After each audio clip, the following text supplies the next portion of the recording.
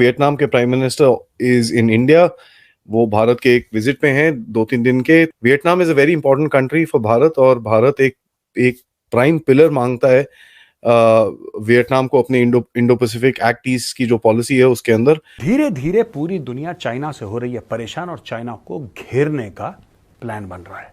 एक मंसूबा बन चुका है दुनिया में कि चीन को घेरना है, क्योंकि चीन किसी को आराम से, शांति से, इत्मीनान से रहने नहीं देता। इंडिया ये जो साउथ ईस्ट एशियन मार्केट है उसका फायदा उठाना चाहता है, बिकॉज चाइना ने वहां पे तमाम ममालिक को इनसिक्योर किया हुआ है।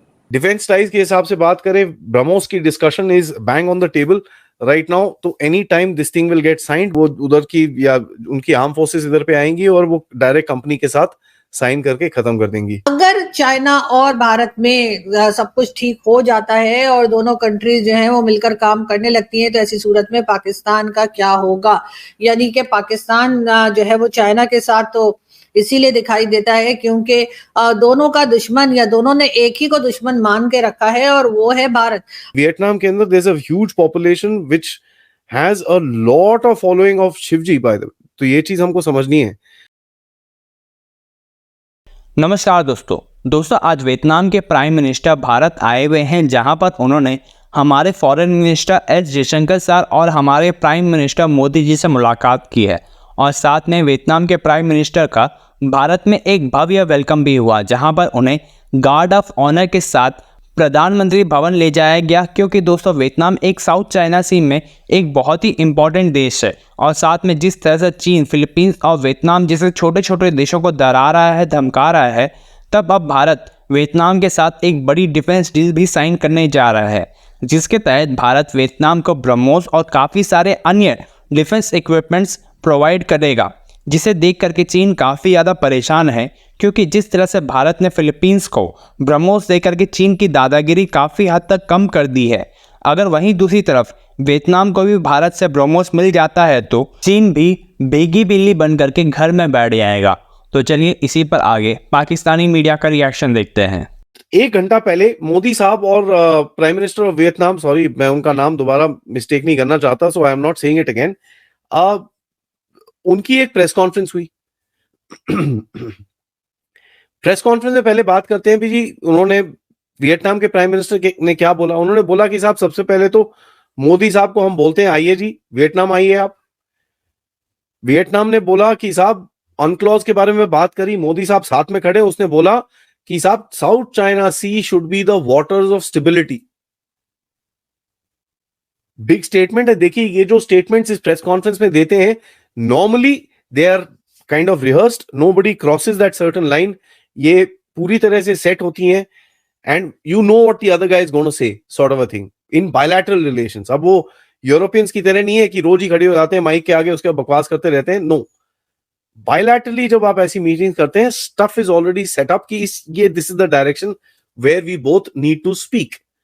ऑलराइट, उसके बाद बोला कि साहब वियतनाम के प्राइम मिनिस्टर ने बोला कि भाई साहब we support Bharat act east या ईस्ट पॉलिसी। उन्होंने बोला कि साहब हम लोग डबल करेंगे बायलैटरल ट्रेड को। उन्होंने बोला कि साहब there is high level of political trust, shared applications for the well being of people, and India and Vietnam are close trusted faithful friends. Very important statement, close, understood, easy word, trusted and faithful आज की दुनिया के अंदर बहुत important है आपको as a country. आपने कल मैंने आपको बताया ना कि जैसे यूएसए के जब थोड़ा सा उसको अपना मूड बदलना होता है तो किसी को पार्टनर बोलता है, एलाई बोलता है, फ्रेंड बोलता है, इक्वल्स बोलता है, ये बोलता है, वो ऑल सॉर्ट्स ऑफ थिंग्स ही talks about. But these are countries that don't play these games. When they say something, they will stand by it. And Vietnam is a very matter-of-fact country. Huh? Let me tell you, they are a much smaller country, extremely clean, very well disciplined. इनकी band बजी हुई थी 1975 में. They went through heck in a handbasket till 1990s, but they stood up on their feet, dusted themselves off, became nationalistic.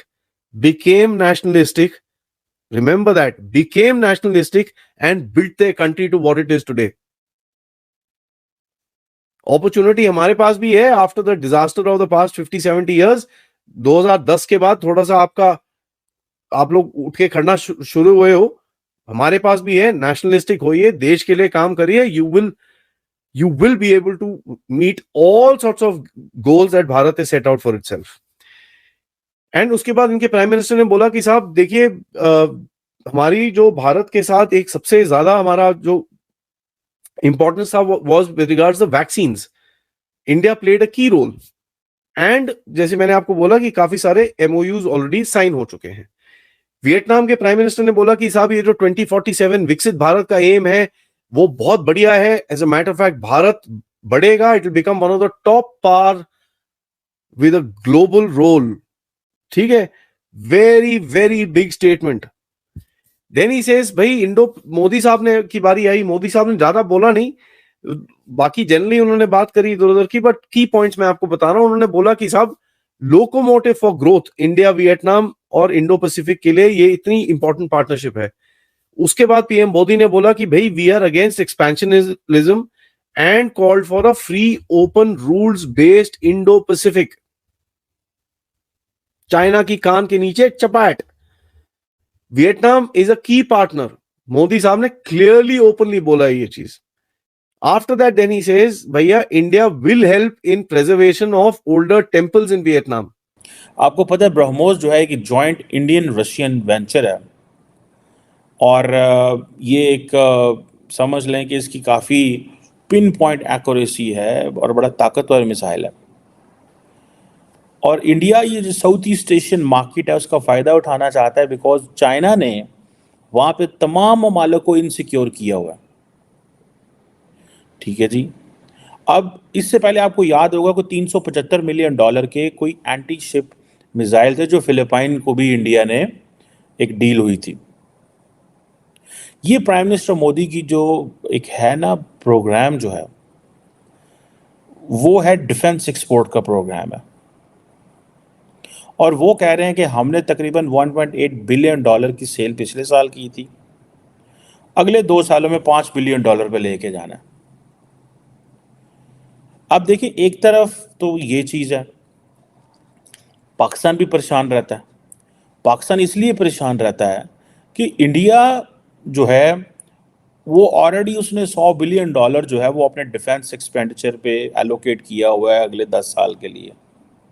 Recently उन्होंने 31 MQ-9B जो arm drones थे America से वो लिए कुछ $4 अरब के, जिस पे आपको याद होगा कांग्रेस में शोर मचा और वो सारा, लेकिन बाइडेन साहब ने कहा कि नहीं वो हमने देने ही देने हैं.